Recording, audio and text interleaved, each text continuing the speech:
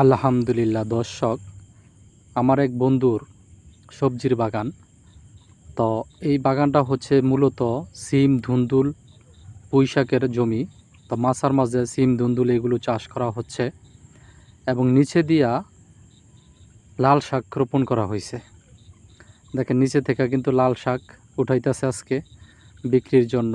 আবার এদিক দিয়ে ধুন্দুল বিক্রি শেষ, নতুন করে আবার সিম রোপণ করা হয়েছে। তো মাঝে মাঝে আবার পুঁইশাক আছে।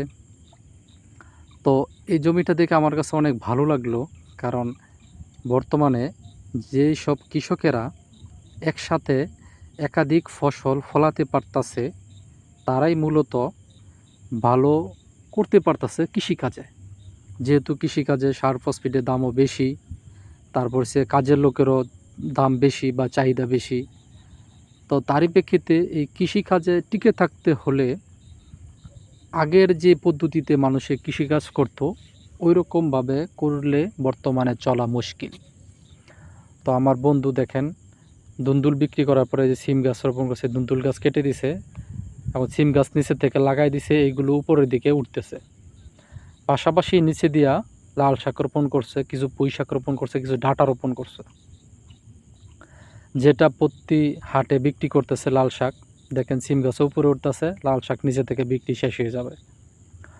তো এভাবে যদি আমি কৃষিকাজ করতে পারি, তাহলে আলহামদুলিল্লাহ এখান থেকে ভালো কিছু পাওয়া যাবে।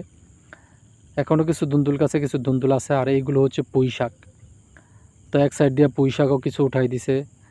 মানে এই জমিটা থেকে মোটামুটি সবসময় বেচা কিনা আছে।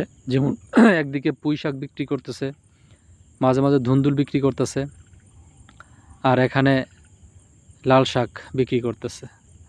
তো আগের ধুন্দুল গাছ কাটার পরে নতুন করে আবার ধুন্দুল গাছও কিছু রোপণ করেছে।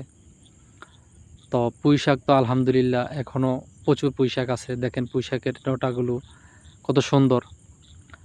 তো আমরা যারা কৃষিকাজ করি, তো আমরাও চেষ্টা করি যে আমার এই বন্ধুর মতন একসাথে একাধিক সবজি কিভাবে চাষ করা যায়।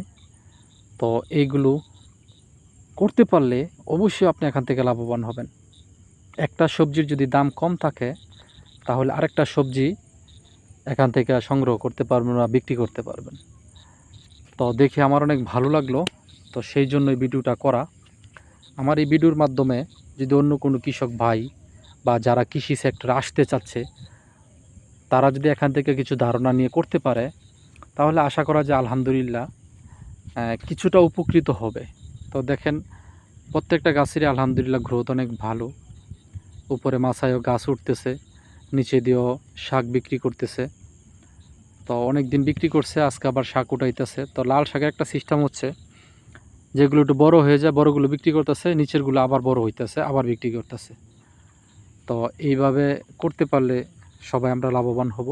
তাই আসুন আমরা আধুনিক পদ্ধতিতে একই জমিতে একসাথে কিভাবে একাধিক ফসল ফলাতে পারি, ওইভাবে আমরা সবজি চাষ করি।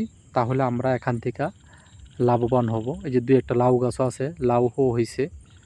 আর পুঁই শাকের কথা কি বলবো, একবারে টাটকা। দেখেন গাছের গ্রোথও আলহামদুলিল্লাহ অনেক ভালো। এই যে গাছের ধুন্দুলও আছে, মানে অনেক সুন্দর লাগছে এই জমিটা। তো সবাই ভালো থাকবেন। আজকের মতো এখানে বিদায় নিচ্ছি। আল্লাহ হাফেজ।